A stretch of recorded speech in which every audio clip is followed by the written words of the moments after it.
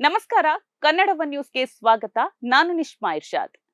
ವೀಕ್ಷಕರೇ, ಕರ್ನಾಟಕದ ಪಾಲಿಟಿಕ್ಸ್ ಅಂದ್ರೆ ಈಗ ಬರೀ ಓಟ್ ಬ್ಯಾಂಕ್ ಅಲ್ಲ, ಅದು ಫ್ಯಾಮಿಲಿ ಬ್ಯಾಂಕ್ ಆಗ್ಬಿಟ್ಟಿದ್ಯಾ ಅನ್ನೋ ಅನುಮಾನ ಕಾಡ್ತಾ ಇದೆ. ಒಂದ್ ಕಡೆ ಉತ್ತರ ಕರ್ನಾಟಕದ ಹೆಬ್ಬಾಗಿಲು ಬಾಗಲಕೋಟೆ, ಇನ್ನೊಂದ್ ಕಡೆ ಬಯಲು ಸೀಮೆಯ ಬೆಣ್ಣೆನಗರಿ ದಾವಣಗೆರೆ. ಈ ಎರಡೂ ಕಡೆ ನಡೀತಾ ಇರೋ ಉಪಚುನಾವಣೆಗಳು ಕೇವಲ ಇಬ್ಬರು ಅಭ್ಯರ್ಥಿಗಳ ನಡುವಿನ ಫೈಟ್ ಅಲ್ಲ. ಇದು ವಂಶ ಪಾರಂಪರ್ಯ ರಾಜಕಾರಣ ವರ್ಸಸ್ ಸಾಮಾನ್ಯ ಕಾರ್ಯಕರ್ತನ ಅಸ್ತಿತ್ವದ ನಡುವಿನ ಬಿಗ್ ಬ್ಯಾಟಲ್ ಆಗಿದೆ. ಬನ್ನಿ, ಇವತ್ತಿನ ಈ ಕಾರ್ಯಕ್ರಮದಲ್ಲಿ ಎರಡೂ ಕ್ಷೇತ್ರಗಳ ಇನ್ಸೈಡ್ ಪಾಲಿಟಿಕ್ಸ್ ಏನು ಅನ್ನೋದನ್ನ ನೋಡೋಣ. ಮೊದಲು ಬಾಗಲಕೋಟೆ ವಿಚಾರಕ್ಕೆ ಬರೋಣ. ಇಲ್ಲಿ ಈಗ ಅನುಕಂಪ ವರ್ಸಸ್ ಅನುಭವದ ನೇರ ಹಣಾಹಣಿ ನಡೀತಾ ಇದೆ. ಹಿರಿಯ ನಾಯಕ HY ಮೇಟಿ ಅವರ ಅಗಲಿಕೆಯಿಂದ ತೆರವಾದ ಸ್ಥಾನಕ್ಕೆ ಕಾಂಗ್ರೆಸ್ ಹೈಕಮಾಂಡ್ ಬಹಳ ಯೋಚಿಸಿ ಅವರ ಮಗ ಉಮೇಶ್ ಮೇಟಿಗೆ ಟಿಕೆಟ್ ಕೊಟ್ಟಿದೆ. ಇಲ್ಲಿ ಕಾಂಗ್ರೆಸ್ ಮಾಡ್ತಿರೋ ಗೇಮ್ ಪ್ಲಾನ್ ಇಷ್ಟೇ: ಮೇಟಿ ಅವರ ಕೆಲಸ ನೋಡಿ ಅವರ ಮಗನಿಗೆ ಆಶೀರ್ವಾದ ಮಾಡಿ. ಆದ್ರೆ ರಾಜಕೀಯದಲ್ಲಿ ಸೆಂಟಿಮೆಂಟ್ ಎಷ್ಟು ದಿನ ವರ್ಕ್ ಆಗುತ್ತೆ ಅಲ್ವಾ? ಬಾಗಲಕೋಟೆ ಇತಿಹಾಸ ನೋಡಿದ್ರೆ ಗೊತ್ತಾಗುತ್ತೆ. ಇದು ಮೊದಲು ಕಾಂಗ್ರೆಸ್ನ ಸೇಫ್ ಅಡ್ಡ ಆಗಿತ್ತು.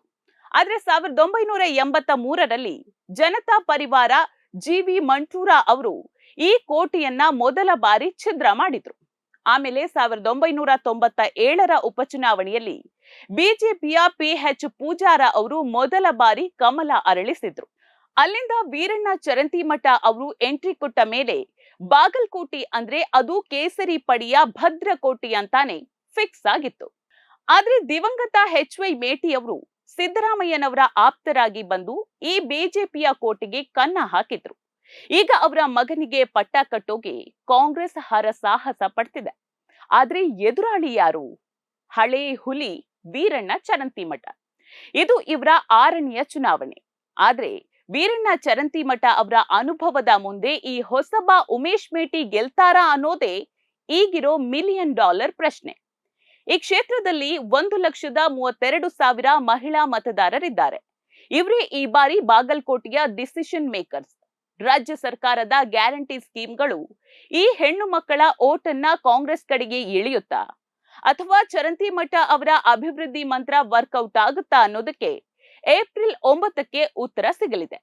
ಈಗ ದಾವಣಗೆರೆ ವಿಚಾರಕ್ಕೆ ಬರೋಣ. ಇಲ್ಲಿನ ಪರಿಸ್ಥಿತಿ ನೋಡಿದ್ರೆ ಎಂಥವರಿಗೂ ಕೂಡ ಕೋಪ ಬರುತ್ತೆ. ಯಾಕಂದ್ರೆ ಇಲ್ಲಿ ಪ್ರಜಾಪ್ರಭುತ್ವ ಅನ್ನೋದು ಒಂದು ಕುಟುಂಬದ ಅಂಗಳದಲ್ಲಿ ನಿಂತ ನೀರಾಗ್ಬಿಟ್ಟಿದೆ. ದಶಕಗಳಿಂದ ಶಾಮನೂರು ಶಿವಶಂಕರಪ್ಪ ಅವರ ಕುಟುಂಬವೇ ಇಲ್ಲಿ ಸರ್ವಾಧಿಕಾರಿಗಳಂತೆ ಮೆರೀತಾ ಇದ್ದಾರೆ. ಈ ಬಾರಿ ಕೂಡ ಕಾಂಗ್ರೆಸ್ ಮತ್ತೆ ಅದೇ ಫ್ಯಾಮಿಲಿಗೆ ಟಿಕೆಟ್ ಕೊಟ್ಟು ವಂಶ ಪಾರಂಪರ್ಯದ ರಾಜಕಾರಣಕ್ಕೆ ಆಫಿಷಿಯಲ್ ಆಗಿ ಸೀಲ್ ಹಾಕಿದೆ. ಕಾಂಗ್ರೆಸ್ ಪಕ್ಷದಲ್ಲಿ ಹೊಸ ಮುಖಗಳಿಗೆ ಜಾಗ ಇಲ್ವಾ?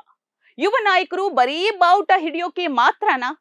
ಸಮರ್ಥ ಕಾರ್ಯಕರ್ತರಿಗೆ ಬೆಲೆ ಇಲ್ವಾ ಅನ್ನೋ ಪ್ರಶ್ನೆಗಳು ಈಗ ಬೀದಿಯಲ್ಲಿ ಕೇಳ್ತಿದೆ. ಇಲ್ಲಿ ಅತಿ ದೊಡ್ಡ ಅನ್ಯಾಯ ಆಗಿರೋದು ಮುಸ್ಲಿಂ ಸಮುದಾಯಕ್ಕೆ. ದಶಕಗಳಿಂದ ಕಾಂಗ್ರೆಸ್ ಬೆನ್ನೆಲುಬಾಗಿ ನಿಂತಿರೋ ಈ ಸಮುದಾಯಕ್ಕೆ ಈ ಬಾರಿ ದೊಡ್ಡ ಆಸೆ ಇತ್ತು. ದಾವಣಗೆರೆಯಲ್ಲಿ ಗಣನೀಯ ಸಂಖ್ಯೆಯಲ್ಲಿರೋ ಮುಸ್ಲಿಂ ಮತದಾರರು ಮತ್ತು ಅವರ ಪ್ರಭಾವಿ ನಾಯಕರು ನಮಗೊಂದು ಚಾನ್ಸ್ ಕೊಡಿ ಅಂತ ಕೇಳಿದ್ರು. ಆದ್ರೆ ಕಾಂಗ್ರೆಸ್ ಹೈಕಮಾಂಡ್ ಆ ನಂಬಿಕೆಯನ್ನ ಅತ್ಯಂತ ಕ್ರೂರವಾಗಿ ಹೊಸಕಿ ಹಾಕಿದೆ. ಸಮುದಾಯದ ನಾಯಕರು ಇವತ್ತು ನೇರವಾಗಿ ಕಾಂಗ್ರೆಸ್ ಪಕ್ಷಕ್ಕೆ ಪ್ರಶ್ನೆ ಕೇಳ್ತಿದ್ದಾರೆ. ನಾವು ಕೇವಲ ವೋಟ್ ಹಾಕೋ ಯಂತ್ರಗಳ? ಅಧಿಕಾರ ಹಂಚಿಕೆಯ ವಿಷಯ ಬಂದಾಗ ಮುಸ್ಲಿಂ ನಾಯಕರನ್ನ ಸೈಡ್ ಲೈನ್ ಮಾಡಿ ಕೇವಲ ಒಂದು ಪ್ರಭಾವಿ ಕುಟುಂಬದ ಓಲೈಕೆಗೆ ನಿಂತಿರೋದು ಸಾಮಾಜಿಕ ನ್ಯಾಯದ ಹೆಸರಲ್ಲಿ ಮಾಡ್ತಿರೋ ದೊಡ್ಡ ಮೋಸ ಅಲ್ವಾ ಅಂತ. ಕಾಂಗ್ರೆಸ್ ಯಾವಾಗ್ಲೂ ಮುಸ್ಲಿಮರಿಗೆ ಬಿಜೆಪಿಯ ಭಯ ತೋರಿಸಿ ಓಟು ಪಡೀತಾ ಇತ್ತು. ಆದ್ರೆ ಈ ಬಾರಿ ಆ ಮಂತ್ರ ಕೆಲಸ ಮಾಡಲ್ಲ. ಯುವ ಮುಸ್ಲಿಂ ಮತದಾರರು ಈಗ ಜಾಗೃತರಾಗಿದ್ದಾರೆ. ನಮಗೆ ಸೆಕ್ಯುಲರಿಸಂ ಭಾಷಣ ಬೇಡ, ನಮಗೆ ಬೇಕಿರೋದು ರಾಜಕೀಯ ಪ್ರಾತಿನಿಧ್ಯ ಅಂತ ಅವರು ಧ್ವನಿ ಎತ್ತುತ್ತಾ ಇದ್ದಾರೆ. ಉಮೇಶ್ ಮೇಟಿ ಅವರಿಗೆ ಬಾಗಲಕೋಟೆಯಲ್ಲಿ ಟಿಕೆಟ್ ಕೊಟ್ಟಿರೋದನ್ನ ನೋಡಿದ್ರೆ ಕಾಂಗ್ರೆಸ್ಗೆ ಗೆಲುವಿಗಿಂತಲೂ ತನ್ನ ಕುಟುಂಬದ ಹಿಡಿತ ಮುಖ್ಯ ಅನ್ನೋದು ಸಾಬೀತಾಗ್ತಿದೆ. ಇನ್ನೊಂದ್ ಕಡೆ ಬಿಜೆಪಿ ಈ ಪರಿಸ್ಥಿತಿಯನ್ನ ಚಾಣಾಕ್ಷತನದಿಂದ ಬಳಸಿಕೊಳ್ತಾ ಇದೆ. ಮುಸ್ಲಿಂ ಸಮುದಾಯದ ಅಸಮಾಧಾನಿತ ನಾಯಕರನ್ನ ಆತ್ಮೀಯವಾಗಿ ಬರಮಾಡಿಕೊಳ್ತಿದೆ. ನೋಡಿ, ಕಾಂಗ್ರೆಸ್ ನಿಮ್ಮನ್ನ ಬಳಸ್ಕೊಂಡು ಎಸೆದಿದೆ, ಆದ್ರೆ ನಮ್ಮಲ್ಲಿ ಎಲ್ರಿಗೂ ಸಮಾನ ಅವಕಾಶ ಅನ್ನೋ ಮೆಸೇಜ್ ರವಾನೆ ಮಾಡ್ತಿದೆ. ಕಾಂಗ್ರೆಸ್ ಯಾವಾಗ್ಲೂ ಜಾತ್ಯತೀತತೆ ಮತ್ತು ಸಮಾನತೆ ಅಂತ ಮೈಕ್ ಹಿಡಿದು ಭಾಷಣ ಮಾಡುತ್ತೆ. ಆದ್ರೆ ದಾವಣಗೆರೆಯ ವಾಸ್ತವ ನೋಡಿದ್ರೆ ಇಲ್ಲಿ ಜಾರಿಯಲ್ಲಿರೋದು ಕೇವಲ ಕುಟುಂಬದ ಹಿತಾಸಕ್ತಿ, ಸಿದ್ಧಾಂತಕ್ಕಿಂತ ವೈಯಕ್ತಿಕ ಪ್ರಭಾವವೇ ಮೇಲುಗೈ ಸಾಧಿಸಿದೆ. ಕ್ಷೇತ್ರದಲ್ಲಿ ಅರ್ಹ ಮುಸ್ಲಿಂ ಅಭ್ಯರ್ಥಿಗಳಿದ್ರೂ ಅವರಿಗೆ ಅವಕಾಶ ಕೊಡದಿರೋದು ಒಂದು ರಾಜಕೀಯ ನಿರ್ಧಾರ ಅಲ್ಲ, ಇದು ಒಂದು ಸಮುದಾಯದ ಪ್ರತಿಭೆಯನ್ನ ಹತ್ತಿಕ್ಕೋ ಪ್ರಯತ್ನ. ಒಂದೇ ಕುಟುಂಬದವರು ಶಾಸಕರಾಗಿ, ಸಂಸದರಾಗಿ, ಸಚಿವರಾಗಿ ಮೆರೀತಾ ಇದ್ರೆ ಸಾಮಾನ್ಯ ಕಾರ್ಯಕರ್ತ ತನ್ನ ಫ್ಯೂಚರ್ ಅನ್ನ ಎಲ್ಲಿ ಕಂಡುಕೊಳ್ಬೇಕು? ಕುಟುಂಬ ರಾಜಕಾರಣದ ಈ ವಿಷವರ್ತುಲ ಹೊಸ ನಾಯಕತ್ವ ಬೆಳೆಯೋಕೆ ಬಿಡ್ತಿಲ್ಲ. ಇದು ಪ್ರಜಾಪ್ರಭುತ್ವದ ಅಧೋಗತಿ ಅಲ್ವಾ ವೀಕ್ಷಕರೇ? ದಾವಣಗೆರೆಯ ಮತದಾರರು ಇವತ್ತು ಧರ್ಮ ಸಂಕಟದಲ್ಲಿದ್ದಾರೆ. ಒಂದ್ ಕಡೆ ಪಕ್ಷದ ಮೇಲಿರೋ ಲಾಯಲ್ಟಿ, ಇನ್ನೊಂದ್ ಕಡೆ ಕಣ್ಣೆದುರೇ ನಡೆಯುತ್ತಿರೋ ಅನ್ಯಾಯ. ಹೈಕಮಾಂಡ್ನ ಅಸಹಾಯಕತೆ ಇಲ್ಲಿ ಎದ್ದು ಕಾಣ್ತಾ ಇದೆ. ಪ್ರಭಾವಿ ನಾಯಕರ ಮುಂದೆ ಮಂಡಿಯೂರೋ ಕಾಂಗ್ರೆಸ್ ನಾಯಕತ್ವಕ್ಕೆ ಸಾಮಾನ್ಯ ಜನರ ಆಕ್ರೋಶ ಕೇಳಿಸ್ತಾ ಇಲ್ವಾ? ಅಥವಾ ಅಧಿಕಾರದ ಆಸೆಯಲ್ಲಿ ಜನಸಾಮಾನ್ಯರ ಭಾವನೆಗಳನ್ನ ಅಡವಿಟ್ಟಿದ್ದಾರಾ? ವಿರೋಧ ಪಕ್ಷಗಳಿಗೆ ಇದು ದೊಡ್ಡ ವೆಪನ್ ಆಗಿ ಸಿಕ್ಕಿದೆ. ಕಾಂಗ್ರೆಸ್ ಅಂದ್ರೆ ಕೇವಲ ಕುಟುಂಬಗಳ ಸಂಗ್ರಹ ಅನ್ನೋ ಟೀಕೆಗೆ ದಾವಣಗೆರೆಯೇ ದೊಡ್ಡ ಸಾಕ್ಷಿಯಾಗಿದೆ. ಅಭಿವೃದ್ಧಿಯ ಹೆಸರಲ್ಲಿ ಫ್ಯಾಮಿಲಿ ಸಾಮ್ರಾಜ್ಯ ಕಟ್ಟೋದು ನಿಜವಾದ ರಾಜಕಾರಣ ಅಲ್ಲ. ಎಲ್ಲಾ ಸಮಸ್ಯೆಗೆ ಸ್ಪಂದಿಸೋದು, ಎಲ್ಲಾ ಸಮುದಾಯಗಳನ್ನ ಒಳಗೊಳ್ಳೋ ನಾಯಕತ್ವ ಇವತ್ತು ಬೇಕಿದೆ. ಆದ್ರೆ ಕಾಂಗ್ರೆಸ್ ಮಾತ್ರ ಹಳೇ ಹಾದಿಯಲ್ಲೇ ಹೊರಟಿದೆ. ಮುಸ್ಲಿಂ ಸಮುದಾಯದ ಯುವಕರು ಮತ್ತು ಹಿರಿಯರು ಈಗ ಎಚ್ಚೆತ್ಕೊಳ್ಳೋ ಟೈಮ್ ಬಂದಿದೆ.